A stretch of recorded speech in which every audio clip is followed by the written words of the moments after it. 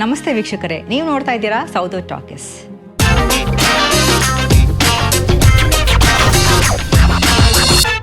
Usually cinema trailer ಟೀಸರ್ಗಳನ್ನ ನೋಡಿ impress ಆಗಿ ರಿವ್ಯೂ ಮಾಡ್ತೀವಿ. ಆದರೆ ನಿನ್ನೆ ಬಿಡುಗಡೆ ಆಗಿರುವಂಥ ಒಂದು ಸಾಂಗನ್ನು ಕೇಳಿ ತುಂಬ ಇಷ್ಟ ಆಗಿ ಅದ್ರ ಬಗ್ಗೆ ಮಾತಾಡಕ್ಕೆ ಬಂದಿದ್ದೀನಿ. ಶುರು ಶುರು ಅಲೆ ಹೃದಯದಲ್ಲಿ ಇರು ಇರು ಸದಾ ಎದುರಿನಲ್ಲಿ. ಮರಿ ಟೈಗರ್ ವಿನೋದ್ ಪ್ರಭಾಕರ್ ಹಾಗೆಯೇ ಪ್ರಿಯಾ ಆನಂದ್ ಲೀಡ್ ರೋಲ್ನಲ್ಲಿ ಕಾಣಿಸಿಕೊಂಡಿರುವಂತಹ KM ಚೈತನ್ಯ ನಿರ್ದೇಶನ ಮಾಡಿರೋ ಬಲರಾಮನ ದಿನಗಳು ಸಿನಿಮಾದ ಶುರು ಹಾಡು ಬಿಡುಗಡೆ ಆಗಿದೆ. ಈ ಹಾಡಿನ ಬಗ್ಗೆ ಮಾತಾಡೋದಕ್ಕೆ ಇದು ನನಗೆ ಇಷ್ಟ ಆಗಿದೆ ಅನ್ನೋದು ಒಂದೇ ಕಾರಣ ಅಲ್ಲ, ಅದನ್ನು ಮೀರಿ ಸಾಕಷ್ಟು ಕಾರಣ ಇದೆ. ಏನೇನು ಅಂತ ಒಂದೊಂದಾಗೆ ಹೇಳ್ತಾ ಹೋಗ್ತೀನಿ.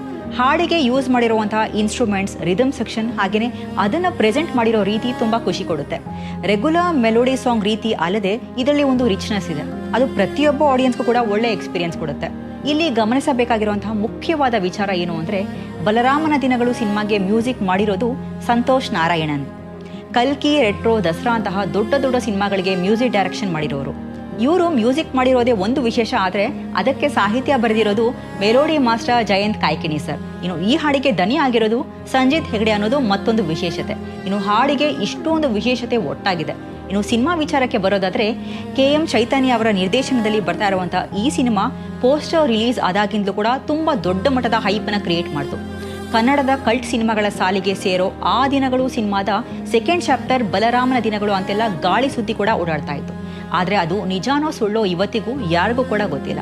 ವಿನೋದ್ ಪ್ರಭಾಕರ್ ಅವರು ತಮ್ಮ ಅಭಿಮಾನಿಗಳಿಗೆ ಇಂಥದ್ದೇ ಸಿನಿಮಾ ಬೇಕು ಅಂತ ಅರ್ಥ ಮಾಡ್ಕೊಳ್ಳೋದಕ್ಕೆ ಸ್ವಲ್ಪ ಸಮಯವನ್ನು ತಗೊಂಡ್ರು. ರೀಸೆಂಟಾಗಿ ಬಂದಿರೋ ಮಾದೇವ ಸಿನಿಮಾ ಮೂಲಕ ವಿನೋದ್ ಪ್ರಭಾಕರ್ ಅವರ ಸಿನಿಮಾ ಥಿಯೇಟರ್ಗೆ ಜನ ತುಂಬಿಸುತ್ತೆ ಅಂತ ತೋರಿಸ್ಕೊಟ್ರು. ಈಗ ಸಕ್ಸಸ್ ಬಂದ ನಂತರ ಜವಾಬ್ದಾರಿ ಕೂಡ ಜಾಸ್ತಿ ಆಗಿದೆ. ಇನ್ನು KM ಚೈತನ್ಯ ಅವರಿಗೂ ಕೂಡ ಒಳ್ಳೆ ಸಿನಿಮಾ ಕೊಡಲೇಬೇಕು ಅನ್ನೋ ಅಗತ್ಯತೆ ಇದೆ. ಇನ್ನು 80ಸ್ನಲ್ಲಿ ನಡೆಯುವಂತಹ ಅಂಡರ್ ವರ್ಲ್ಡ್ ಕಥೆನ ಹೇಳೋದಕ್ಕೆ ಬರ್ತಾ ಇದೆ ಕಂಪ್ಲೀಟ್ ಸಿನಿಮಾ ತಂಡ. ಇಷ್ಟೆಲ್ಲ ವಿಚಾರ ಇರೋದಕ್ಕೆ ಹಾಗೇನೆ ಹಾಡು ನನಗೆ ಕೊಟ್ಟಿರೋ ಸೂದಿಂಗ್ ಎಕ್ಸ್ಪೀರಿಯನ್ಸ್ಗೆ ಇದ್ರ ಬಗ್ಗೆ ಮಾತಾಡಲೇಬೇಕು ಅಂತ ಅನ್ನಿಸ್ತು. ಹಾಡು ನನಗಂತೂ ತುಂಬ ಇಷ್ಟ ಆಯಿತು. ನೀವು ಇನ್ನೂ ಕೇಳದೇ ಇದ್ರೆ ಈ ಕೂಡಲೇ ಕೇಳಿ ನಿಮ್ಮ ಅಭಿಪ್ರಾಯ ಏನು ಅನ್ನೋದನ್ನು ನಮಗೆ ಕಮೆಂಟ್ ಮೂಲಕ ಕಮೆಂಟ್ ಮಾಡಿ ತಿಳಿಸಿ.